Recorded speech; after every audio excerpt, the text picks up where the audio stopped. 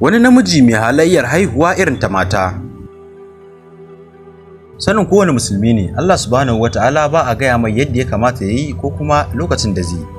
Shi ke yin abubuwan al'ajabi da dama waɗanda wasu kan yadda da faruwarsu, wasu kuma sukan jahilci abin akan cewa ƙagaggen labari ne wanda ake tsara shi, kamar yadda ta faru a nan. Wani ɗa namiji ya haifi lafiyayyen yaro.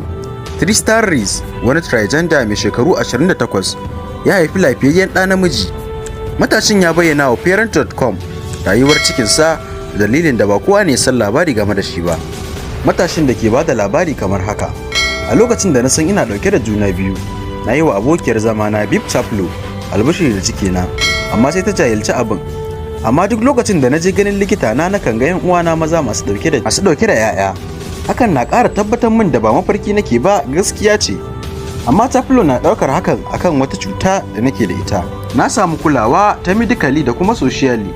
Ƙwararru sun yi bincike kan wannan al'amari na Reese. Ta yaya hakan ta faru? A ƙarshe sakamakon da suka samu shine mutum kamar sa kan iya ɗaukan ciki har ya haihu, wato transgender man. Abin da ake nufi da kalmar transgender shine nau'in halittar da Allah subhanahu wata'ala yake yi, ta ba namiji ba kuma ba mace ba.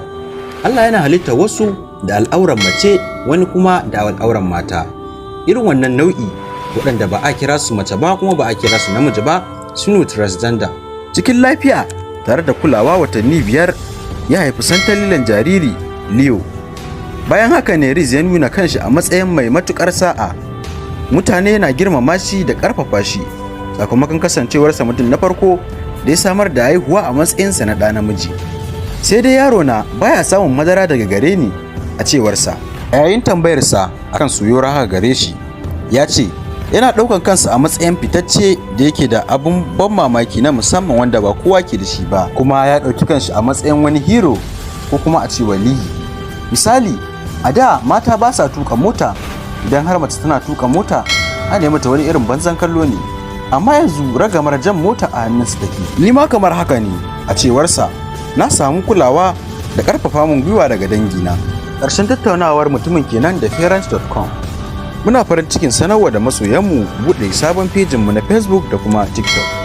A je a kasance da mu a cikin waɗannan shafukan domin ƙara kawo muku abubuwan mamaki da